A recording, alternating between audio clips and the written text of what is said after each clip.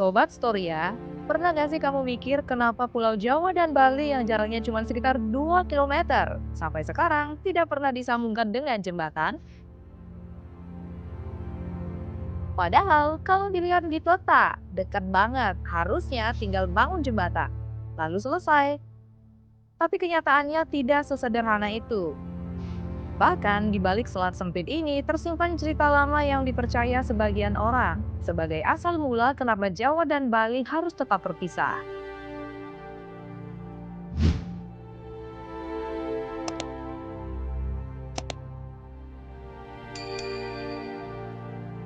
Menurut cerita rakyat Bali, kisah ini dimulai dari seorang Brahmana sakti bernama Sidi Mantra.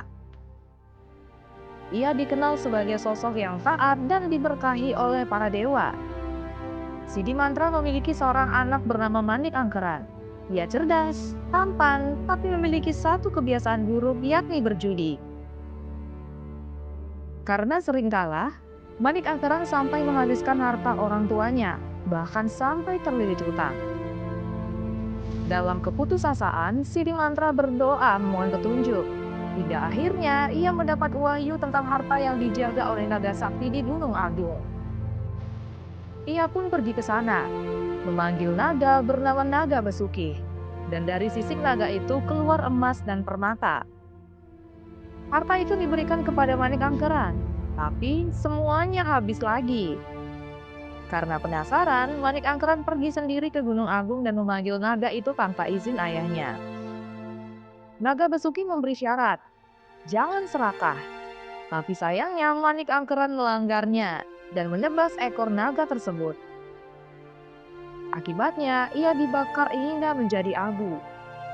Sidi Mantra yang sedih memohon hingga akhirnya anaknya dihidupkan kembali.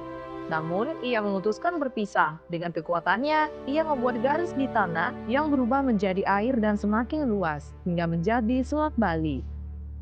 Sejak saat itu, selat ini dipercaya sebagai batas yang tidak seharusnya disatukan kembali. Tapi Sobat Storia, kalau kita lihat di sisi ilmiah, jawabannya jauh lebih kompleks dari sekedar belum dibangun. Jawa dan Bali berada di pertemuan dua lempeng besar dunia, yaitu lempeng Indo-Australia dan lempeng Eurasia. Lempeng Indo-Australia terus bergerak menekan bawah lempeng Eurasia dalam proses yang disebut subduksi. Proses ini membentuk deretan gunung berapi aktif, termasuk yang ada di Jawa dan Bali. Di sekitar Selat Bali itu sendiri ada Gunung Ijen dan Gunung Agung yang masih aktif hingga sekarang. Artinya wilayah ini sangat dinamis, rawan gempa dan pergeseran tanah. Ini menjadi tantangan besar untuk membangun sebuah permanen seperti jembatan. Belum lagi kondisi lautnya, Selat Bali dikenal memiliki arus yang sangat kuat dan berubah-ubah. Ini karena posisinya yang menghubungkan perairan besar, sehingga terjadi pertemuan arus yang menciptakan turbulensi di bawah laut. Dalam kondisi tertentu, bisa muncul gelombang tinggi, arus deras, bahkan pusaran yang berbahaya. Bayangkan, fondasi jembatan harus berdiri di laut dengan kondisi seperti itu. Tentu membutuhkan teknologi yang sangat kompleks.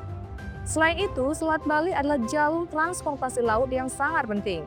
Setiap hari, kapal hilir mudik dari Pelabuhan Ketapang ke Pelabuhan Gilimanuk, membawa penumpang dan logistik. Jika dibangun jembatan, maka harus dirancang sangat tinggi, agar kapal-kapal besar tetap bisa lewat di bawahnya. Hal ini membuat biaya pembangunan melonjak drastis hingga mencapai puluhan bahkan triliun rupiah. Sementara itu, sistem penyeberangan yang ada sekarang masih berjalan dengan cukup efektif dan fleksibel. Jadi, secara ilmiah dan ekonomi, pembangunan jembatan di Selat Bali bukan tidak mungkin, tapi penuh risiko dan belum menjadi prioritas. Jadi, Sobat Storia, dari legenda kita belajar tentang batas dan keseimbangan. Dari ilmu sains, kita memahami alasan logisnya.